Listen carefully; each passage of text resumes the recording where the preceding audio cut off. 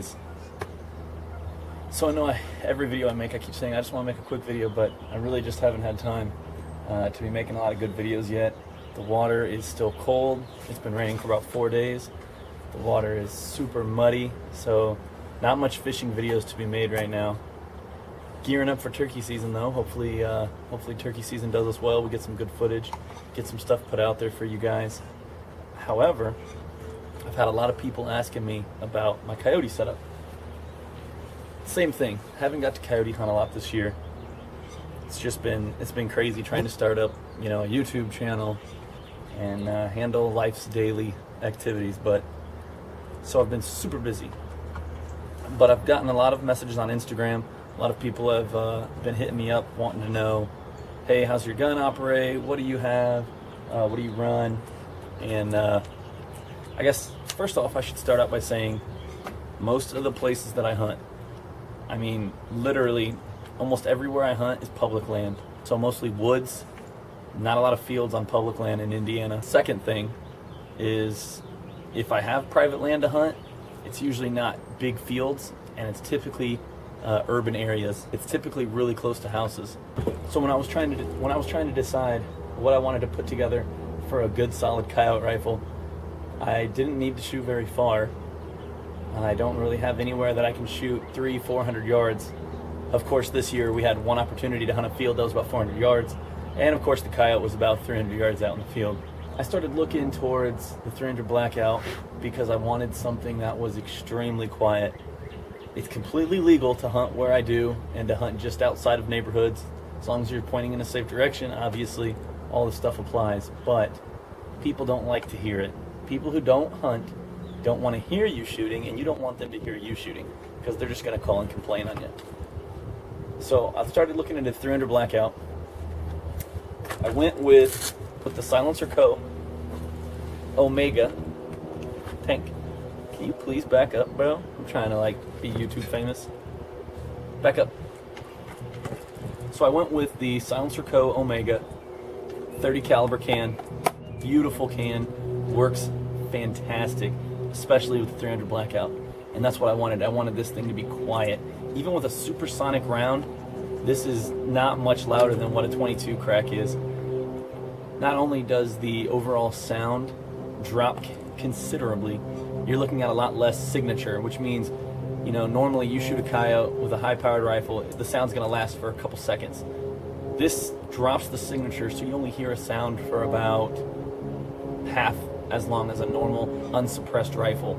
It's a very quick, very sharp sound, and it's just over like that. You don't have that big long echo that you get a lot of times hunting in hills, hunting in big fields, or hunting in a creek, things like that. With the Silencerco Omega, I went ahead and got the high temperature suppressor cover, so that way I don't burn my hand if I shoot a lot. Like a little rubber sleeve. I'm sure I'll end up doing more reviews on this stuff come this summer when I can shoot more often. So that's the can. When it comes to the optic, I have an ATN X-Sight HD scope. It's a fully digital scope. Right now I have the tube on the front so you can hunt in daylight. It helps cut out some of the extra daylight. And this thing takes amazing video. I mean, awesome video. It has audio. It has night vision, obviously, a bunch of different crosshairs. This scope is really cool. There's tons of videos out there that you guys can see. I'll probably end up putting one out there eventually, just for some extra content. I'll do a review on it, and I think I'm going to end up getting another one of these. I think I'm going to move it around every rifle I have. I think I'll put it on a 22, do some squirrel hunting, coon hunting. I think that'd make some good video. We're going to go ahead and probably put it on a slug gun this year, and bust some deer, and of course keep it on this rifle.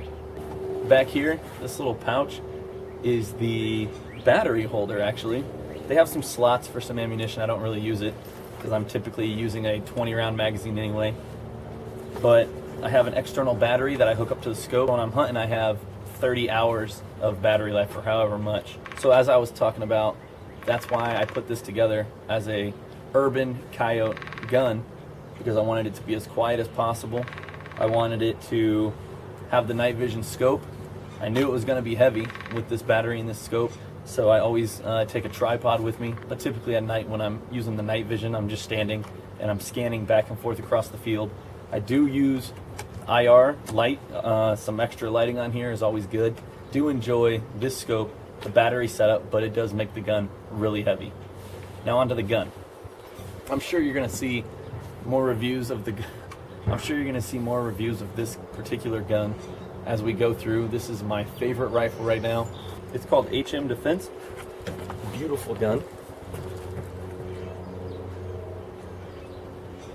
It's just your normal 16-inch barrel.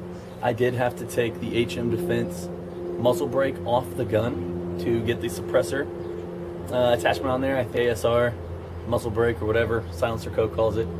But this gun is beautiful. It's got a fluted barrel, beautiful design. This particular model is the Guardian F3S. That's just awesome. It's just one of those little things that really make a world of difference. This gun has an awesome trigger on it. They have a very short gas tube right here, which is perfect for 300 blackout and shooting suppressed. I need that shorter gas tube to get good cycling when I'm running suppressed. And HM Defense just, I mean, they hit the nail on the head. Their gas block actually is machined with the barrel. So it's not like it can come off, it can break off. I mean, that thing is, it's hard to see it down in there, but it is machined with the barrel. Just genius. And of course they put some beautiful fluting in there for me. And of course the Silencerco. And the anchor brake, of course, can't forget that. And it's the end of the video. If you look right over here, there should be a little subscribe button. You should click it. If you look right over here, there should be a video. If you haven't seen it, you should watch it. Thanks for following, guys. Thanks for watching. Thanks for your time. Have a spectacular weekend. Have a great Easter, and we'll see you next time.